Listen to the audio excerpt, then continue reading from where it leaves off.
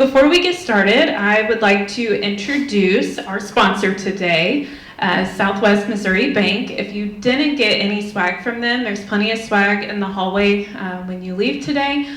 But before we introduce our guest speaker, I'd like to introduce Tracy Kreider, Senior VP and Branch Manager of Southwest Missouri Bank.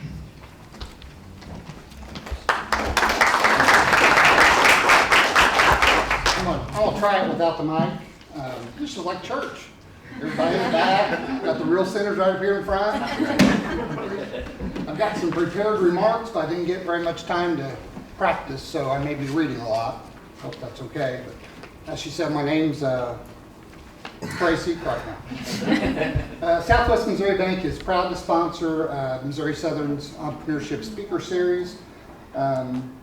Like all small businesses, our bank was started by an entrepreneur. Our founding president, Gary Denny, back in the late 70s, decided to start a bank, made several trips to Jefferson City, inquiring about what it would take to get a bank charter. He raised the capital from investors and then filed for the charter, and we opened the bank in Carthage, Missouri in 1979. Started the bank with $1 million in capital.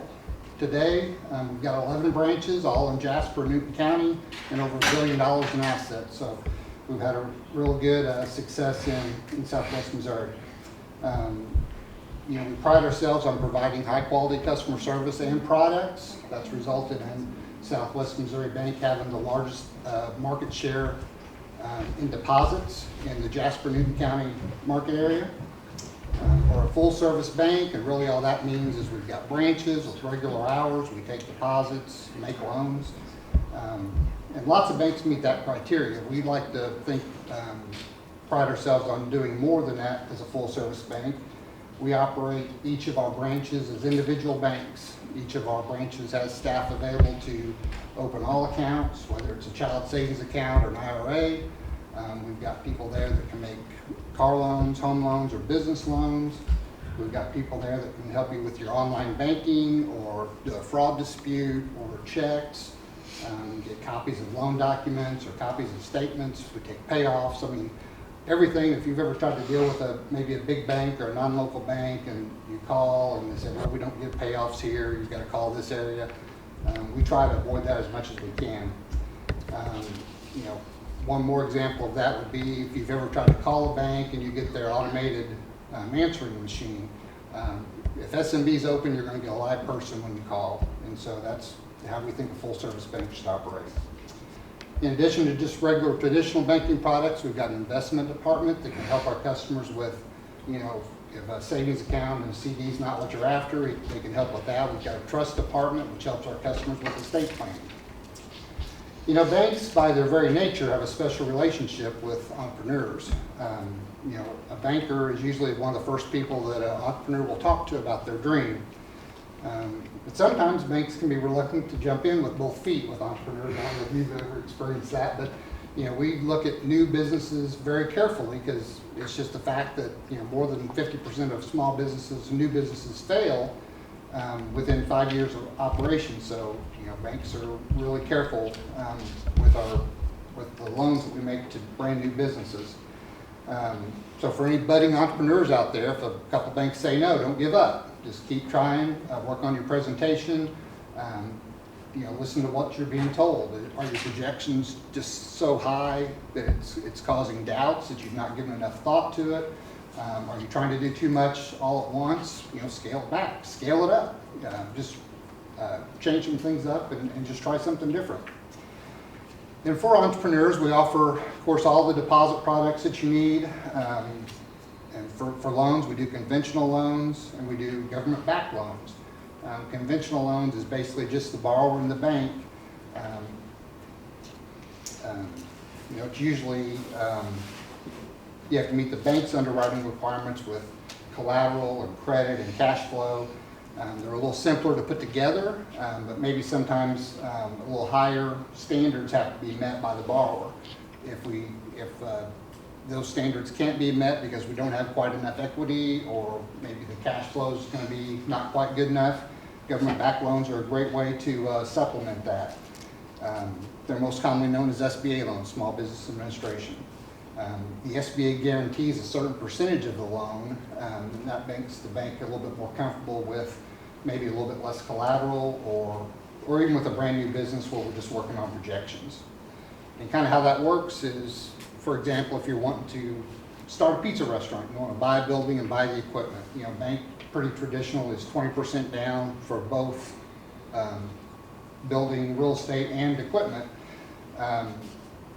And bank is usually probably pretty reluctant to loan on blue sky stuff or working capital. So a lot of times you've got to come into it already capitalized or have access to that capital for initial payroll or marketing expenses. The good thing about the SBA, you can usually get by with a little bit less down payment, maybe 10% down payment. The SBA is willing to loan working capital. The downside of those type of loans is there's some additional paperwork. On the front end, usually it's maybe a business plan, 2 to 3 years projections, and sometimes additional underwriting approval. It kind of depends on the bank you're working with. Some banks have kind of a direct ability to approve SBA loans without really getting the SBA too involved, up to a certain limit of loans.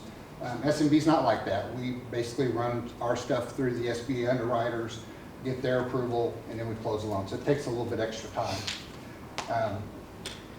And there's a little bit more cost involved with SBA loans. But here's where Katie and the Small Business Development Center is very helpful to local banks. We can refer people to them. They can help with the forms. They can help with projections, help the people with a business plan. That's a free service to the community. It's great. And then, of course, the SBDC also provides ongoing education for small business owners. I've sent people there for Excel classes, I think social media marketing, some of that stuff, QuickBooks. So it's a great service to send people to. And like piece of paper, so I'll turn it back over to Katie to introduce the speaker. Thanks for coming today, guys. Thank you, Tracy, for your words, and again to Southwest Missouri Bank for your continuing support, not just for our Entrepreneurship Speaker Series, but for entrepreneurs in Southwest Missouri. So, it is my honor to introduce our next speaker, but first I really want to highlight what this series is about. And this series brings together visionaries, innovators, and industry leaders from a variety of backgrounds to share their journeys, insights, and expertise with a vibrant community of students, faculty, and aspiring entrepreneurs. And when we think of visionaries and innovators, I think of Megan. Megan's story is one of persistence and passion. After exploring various fields during her early adult life, she graduated from UMKC with degrees in biochemistry and liberal arts, even a minor in Spanish. Wow. Along the way, she also earned a cosmetology degree and a tattoo license for permanent makeup, which she still practices part-time. Megan's entrepreneurial spirit took flight when she discovered the Bliss trailer for sale on Craigslist in 2015. Just a year later, Pineapple Bliss opened its doors and today boasts both a storefront and mobile trailer. Her motivation for Pineapple Bliss comes from her personal health journey, particularly her research into food and food allergies after being diagnosed with an autoimmune disease. Coupled with her sweet tooth, this passion led her to create a delicious, stress-free treats that accommodate dietary restrictions and allergies. Pineapple Bliss has won several awards, including Local Best Dessert, awards in Joplin, People's Choice, Arkansas Food Hall of Fame in 2013, Best Chef at the Taste of the Town in Northwest Arkansas in 2022, and Most Creative Bite. Megan's involvement in entrepreneurship continues to grow, as she was selected to join the Conductor 10X Growth Program through Startup Junkie and the University of Arkansas. Outside her business, she enjoys a variety of activities from karaoke, maybe she'll do that later tonight or today, and art to weightlifting and spending weekends at the lake with her family. She's also passionate about animal rescue with over 14 years of experience and is working on a new e-commerce project for pets called Exo Coco. On top of that, Megan is a travel agent, enjoying the flexibility of working from anywhere. Please join me in welcoming Megan Escalante.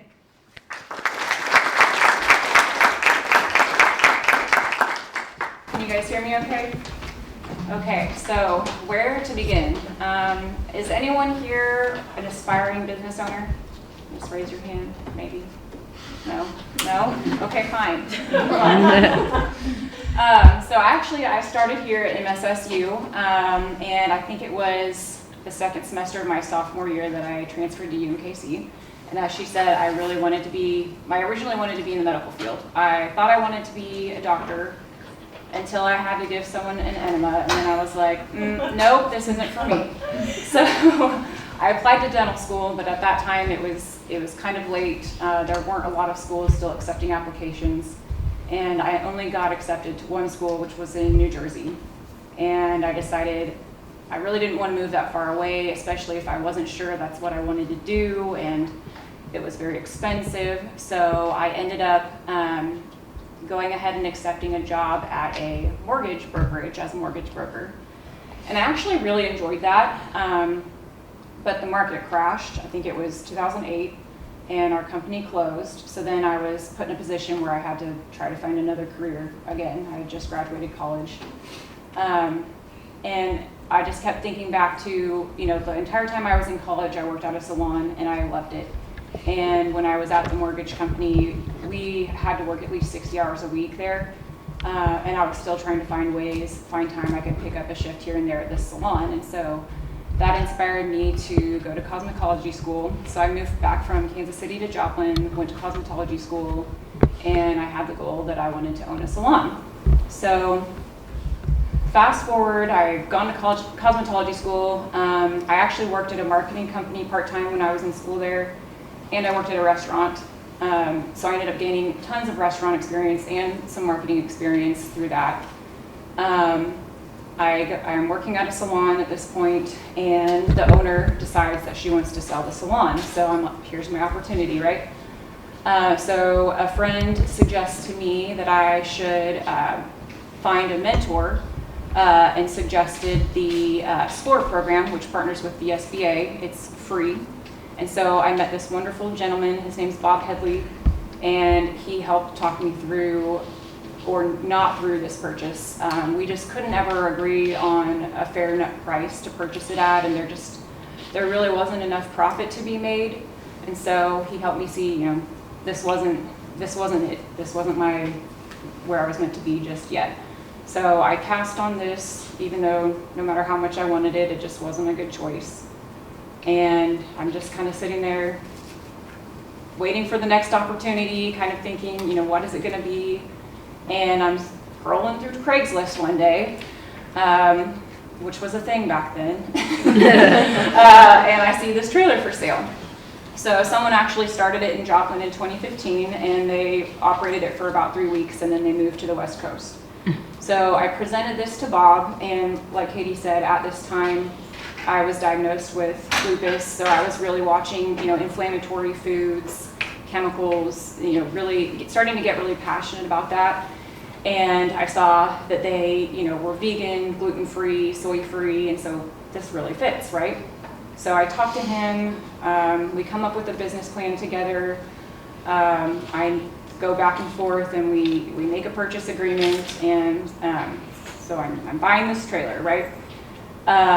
And then here comes time for me to get the loan, and as Tracy had mentioned earlier, I got a lot of no's. I actually got laughed out of someone's office, which was really infuriating and just motivated me, like, oh, okay, now I'm really making this happen. I'm gonna have to figure out a way. So I talked one of my friend's parents into co-signing with me, and finally found someone that would say yes. And so we purchased this trailer. I hire a shipping company to ship it here, and the person driving it had a few too many adult beverages, and luckily no one got hurt, but they went to the wrong house once they made it all the way here, and they drove it through somebody's fence. So the entire side of this trailer is just ripped off, and all the machines and everything in it are just, toppled over. So luckily I had my insurance in place already, and it's impounded. I'm not able to get it out because my title's in the mail still.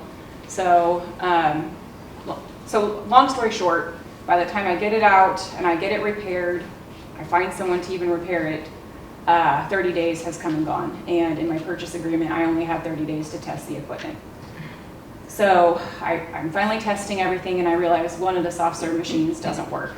And I also learned through this, I'm trying to get parts for it, trying to find parts.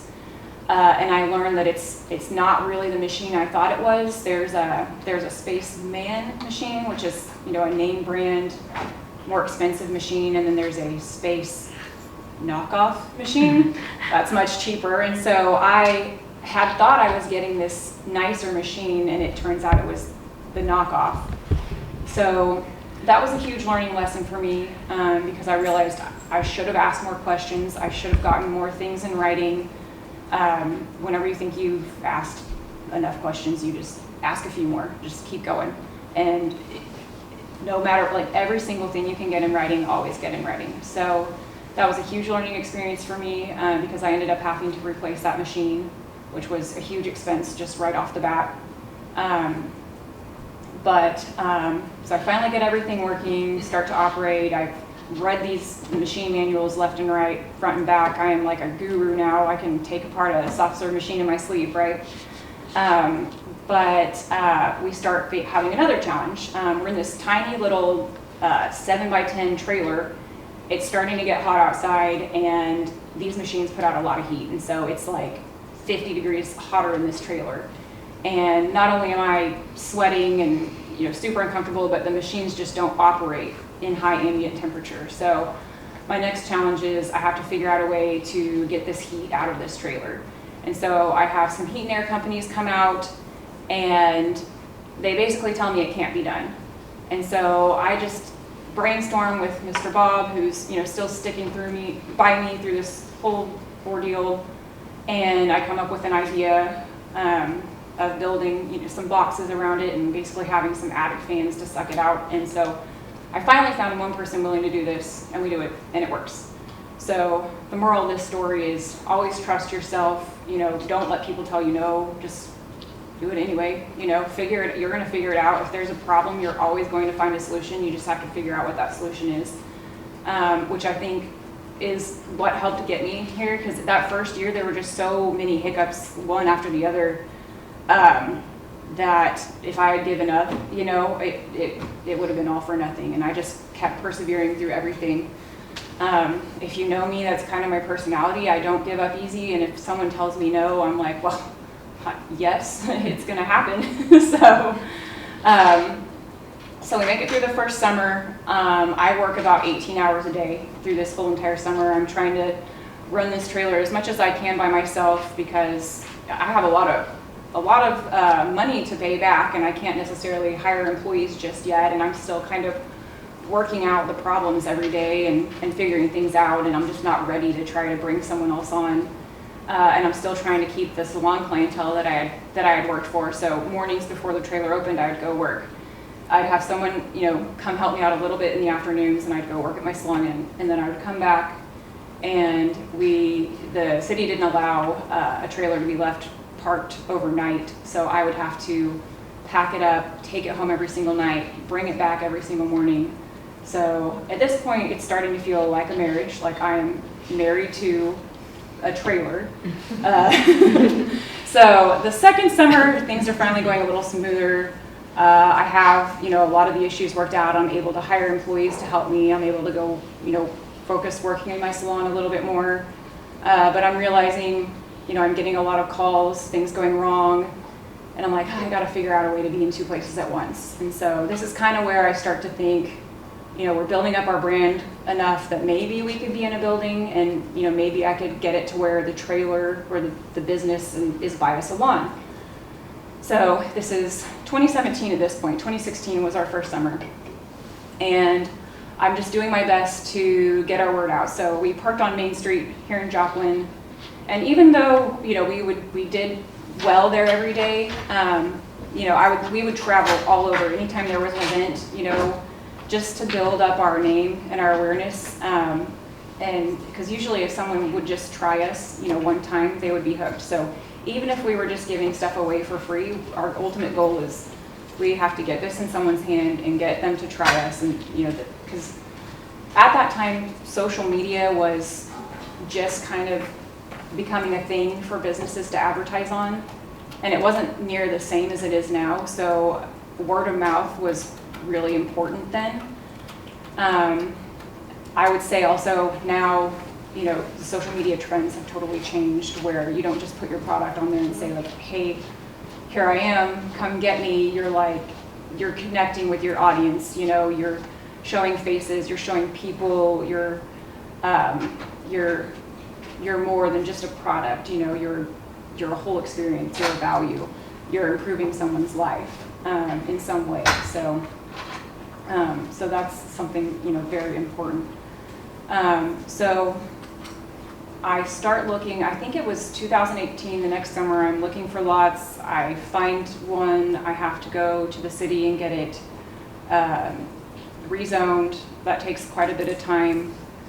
Finally get everything finalized and start building. And it was, and so it ended up being that I built a salon there, and I built just a room to operate Pineapple Bliss out of, where we had a drive-through, which is the same building we have now, and a walk-up with patio seating.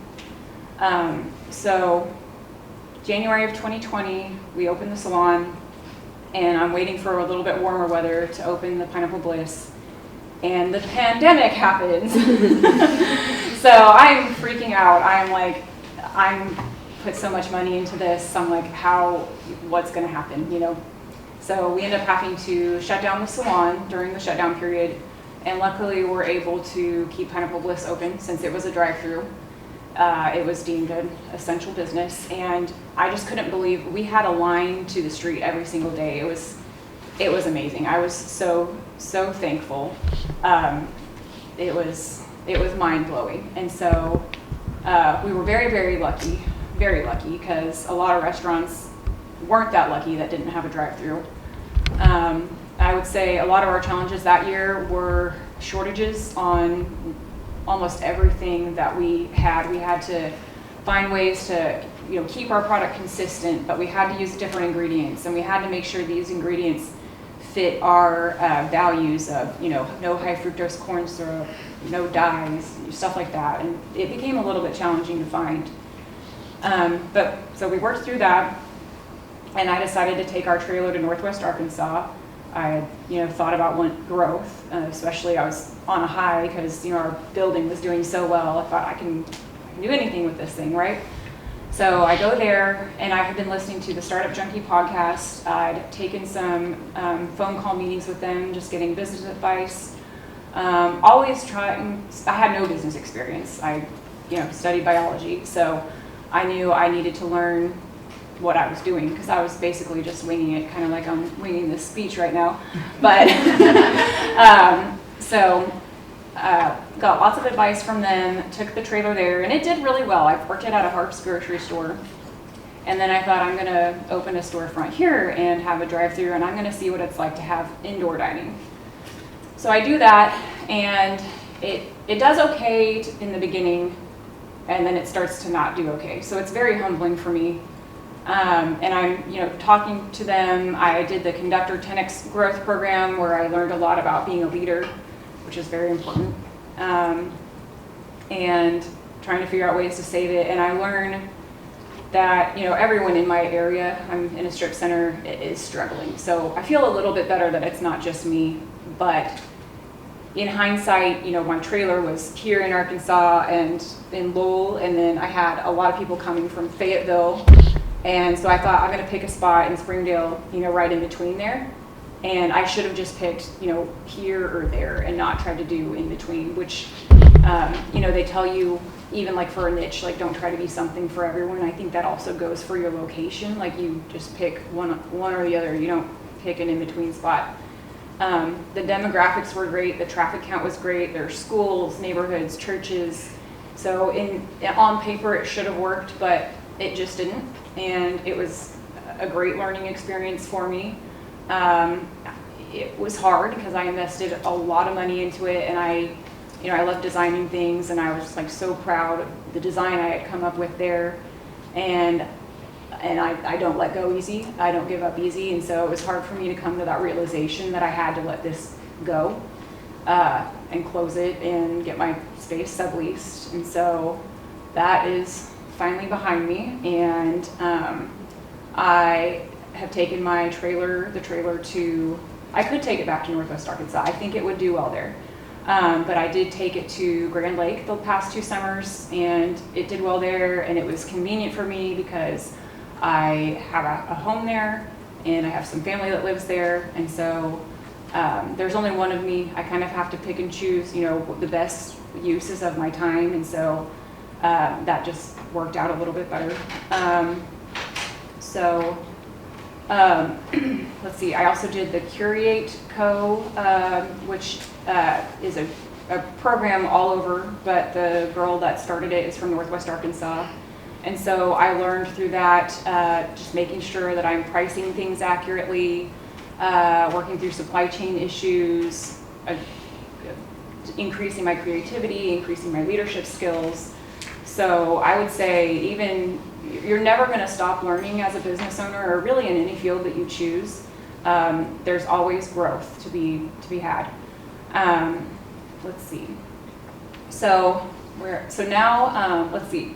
I finally made it to the point where I'm not working 120 hours a week, or maybe I am, but I'm doing some of it from home, so it doesn't feel like it's as much. But I did start this whole situation with the Arkansas location. Did make me realize I want to diversify my income stream. I want to have backup plans. I don't want to be reliant on just this one thing, because it could be a fad. And you always have to try to stay relevant, especially in a smaller town like this. Every time there's something new that pops up, it's really, really popular, and then it kind of dies off. So we're always fighting to stay relevant and popular and connect with our customers and provide value to them. We're not just a dessert, we're an entire experience, or we strive to be when you come there. And so really trying to hone in on our values there, and what we are and who we are and how we're presenting ourselves is very fundamental to our success. I've been approached several times about franchising, and I do think this whole experience helped me hone in on what type of model it would be. It would not be a sit-down restaurant where the overhead is higher because your rent is higher, because we are ultimately a seasonal product, and we are a cheap product, so we rely on volume, to be able to cover our expenses. So keeping that overhead as low as possible is very important, which is why you see, the shaved ice. It's almost always in a truck or like a little stand, and so that helped me realize that if we are to grow, this is how we need to grow. And that I do need to keep my growth in-house and keep testing, different models, different ways, different processes, until I figure out what works before we try to take it to the next level. So even though I had that failure, I'm not letting that stop me from continuing to grow, but I am taking a pause to learn from it and to build other income streams, so that if it fails again, I have, a backup plan. And I do have other things I'm passionate about. I don't think you have to just put yourself in one box. I think it's okay to choose, you can be passionate about multiple things. You can have multiple businesses. You can have one business. You can do really whatever you want. So, I love traveling, but I don't really do it. So I'm living vicariously through other people. I started a travel agency where I could work from my home. I'm really good at logistics, planning, research, and so it just seemed like a natural fit. A friend of mine from high school has been doing it, and she talked me into joining her team, and it's been fantastic. I love it. And then I also so I started doing, as Katie had said, I actually was vice president of an animal rescue right after the tornado in 2010, and around the time that I started Pineapple Bliss, my partner started nursing school, and so we kind of just ran out of time, and so we dissolved our rescue, and I just went to fostering for other rescues. And so I've always been very, very passionate about pets and taking care of pets, and even like pet nutrition is something I've really started to look into. And so about 2 years ago, I joined an e-commerce group where I learned how to start a brand, sell on platforms like Amazon, And I think I took it as far as I could with that group. And I applied for something called the Titan Network, which if you are in e-commerce, you know who a Titan is. I don't want to toot my own horn, but it's kind of a big deal. I was very proud of this, and so I'm working one-on-one with a mentor in that group that has had pet companies that is helping me to build my pet brand, which is called Exo Coco. And my goals with this brand is to basically, we're going to give back to homeless pets, but build enough revenue that I can start a non-biased research into pet food, because I personally don't believe pets should have I don't think their guts are meant to have the processed food that they have, because 1 in 3 dogs have cancer now. So that is my passion project. So I have human passion project of human dessert, and then the pet project. So I think that's all I have. Does anybody have questions? Don't be shy. Oh, I have a question. I can just speak loudly. Perfect. Okay. Hi, Meg. I'm Kelsey Little. I work in the SBDC, so this is it's not a plant, but I did have a question for you, and you might have talked about this before I came in. I'm always interested in research surrounding self-efficacy, which, if anyone needs that defined, at the very, very core, self-efficacy is just believing that you can actually do something that you set your mind to. Okay, that's the most basic thing. And so I'm just always curious when I talk to entrepreneurs where that self-efficacious behavior comes from, and where you think you inherited that, or if you think it's natural, or if it's something that you've learned. Because there's so many people, maybe even including myself, that have never owned a business or have gotten a degree and they're like, okay, I am only on this one set path. But you've totally branched out, and we see that with successful entrepreneurs, that they truly believe that they can do something even if they fail and something else. So just from your perspective, where do you think that self-efficacious behavior comes from? And if you think you could grow it organically, or if it comes from somewhere like taught from parents? That's maybe a lot, but I'm curious. I mean, I do have my moments of self-doubt, absolutely. But I think it all comes from inner self-talk. So I had kind of a, how do I say this?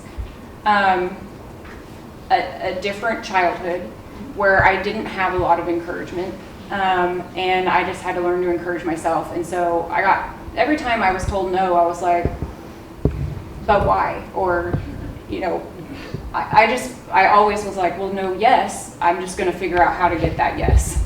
So I think that was just something about my personality probably early on, which was probably really annoying to my dad, because he couldn't really ever tell me no very easily. That's usually what got me grounded.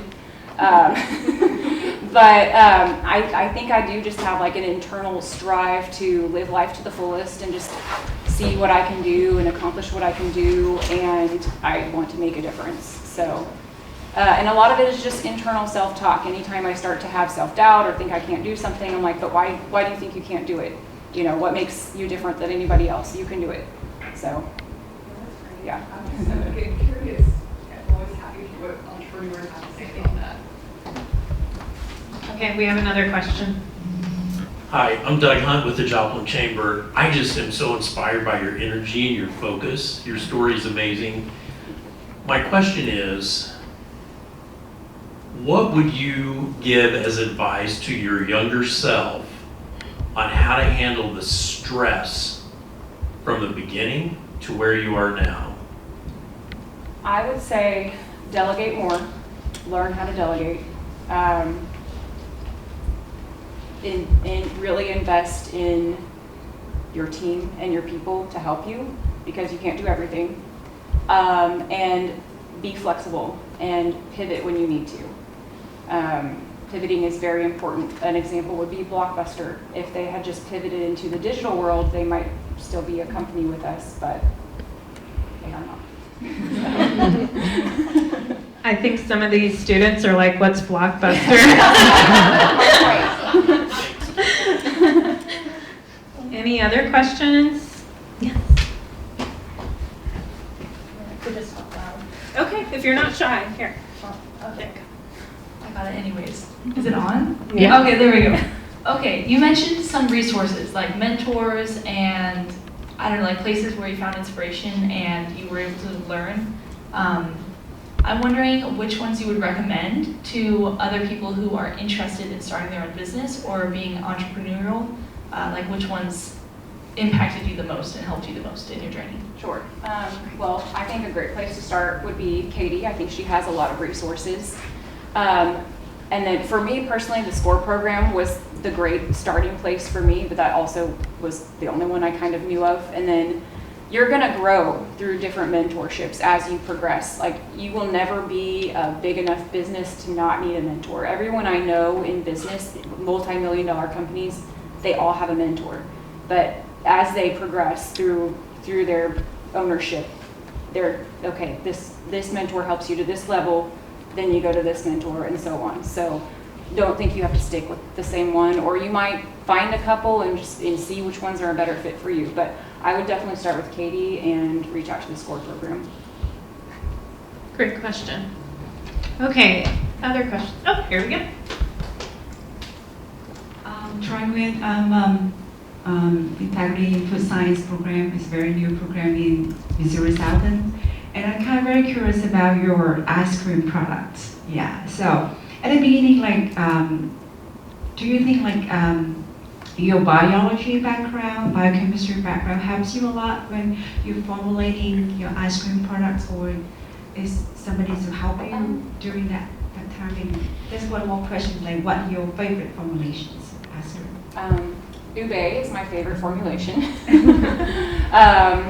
I would say actually my restaurant experience, I've never thought that would come in handy at the time when I was a server, but I would say my restaurant experience definitely helped me. I worked at some very nice restaurants that I worked at 609, and then I worked at Red Oak, which Red Oak has, you know, top chefs, and they taught me a lot. And then just really just my own research, and I would find a soft serve company or ice cream company on Facebook, and if they're far enough away, like Florida, you know, where they wouldn't consider me competition, I just called them all and asked them how they did stuff. Most of them would tell me no, but every now and then someone would say yes, or I'd say, can I offer you, you know, to pay you to help me with this? And a lot of them were very kind, and they did. And then I would say where the biology came in and the chemistry would probably be more with our sanitation. I am a little, if you've ever taken microbiology, you know what I'm saying, you become very aware of germs and cross-contamination, and so that's helped us, I think, with our image of cleanliness and not cross-contaminating. You know, it's very important not to cross-contaminate gluten and vegan items, especially. So. Anyone else? So what's been a spectacular failure as far as flavors go? Have you tried anything that was just... Hot honey. Some people didn't expect it to be hot.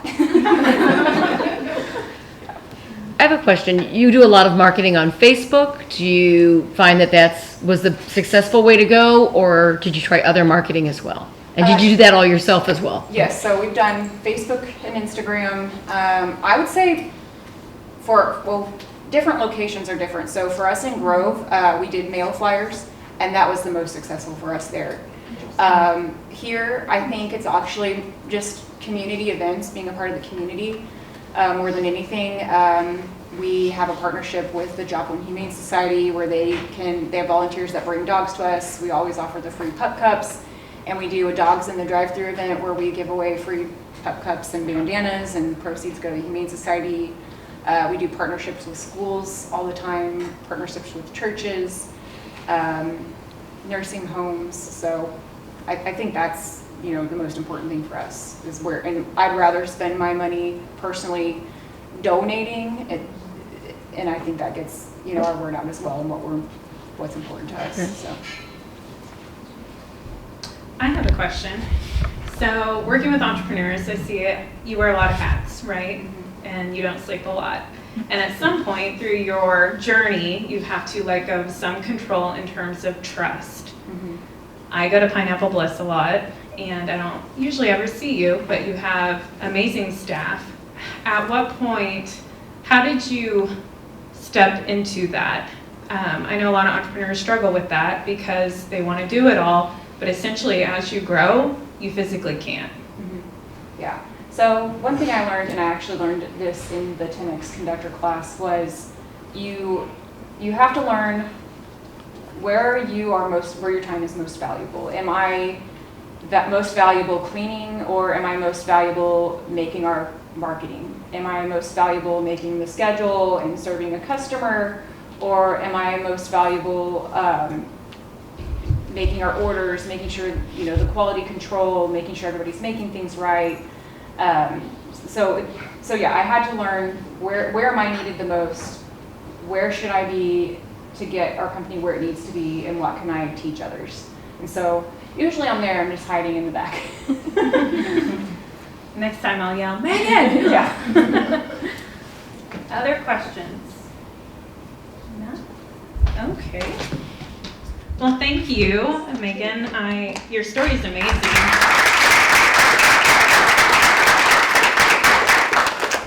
I'm definitely inspired and now hungry.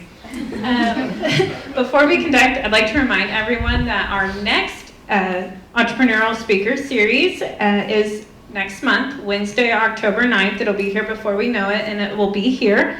And it will be with Matt Bowman and Matthew Ball, which they are present today, and both co-owners of 24 Elite Gym here in Joplin and Webb and Monette and Nevada, and and Carthage, yes. So tell your friends, don't miss that event. Their experience of building a business in the fitness industry will be shared up here. And thank you all again for joining us today. And if you are a student, make sure you checked in with Kelsey so you can get attendance for being here today. Thank you.